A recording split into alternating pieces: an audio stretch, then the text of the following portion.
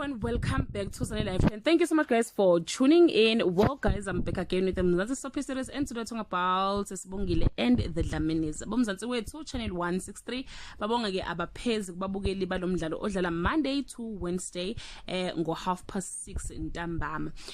Umzansi wethu ke guys have break the record ngale story esithandwa ngabantu kakhulu, uSibongile and the Dlaminis. The popular telenovela records 1 million views, becoming the most watched in its price lot.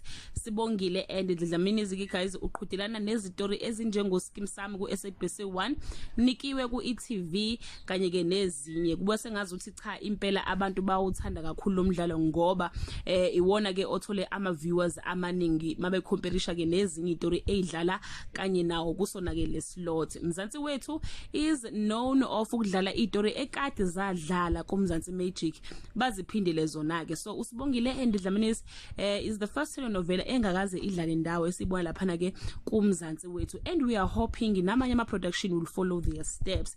Noma ke kune celebration kodwa ke ababukeli balomdlalo bakithi banesikhalonyana, bacela lo mdlalo udlale Monday to Friday ngenxa yothando abanalo ngawo. Monday to Wednesday engazi uthi impela cha awusasebenzeli.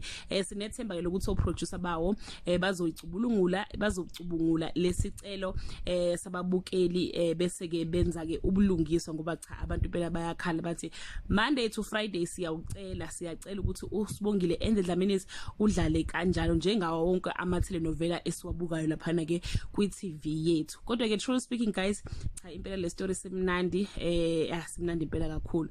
Ngathi mangiqala ukusibona nje ngaba neinterest nami ke sibophele ke bakithi izinkakha esezimkantshubovu bese siphinda ke futhi sibe nabo abalingisa abasebasha bafikayo kule ndima yokulingisa, kodwa ke nabo futhi benza kahle kakhulu. So ke nje guys singababukeli silinde umshado kaSibongile kanye ke nokwenzo iyona nje into esigluwayo lapha na ke kulesa story. That brings us to the end of this video. Do leave your comment below and share your opinion. Bye.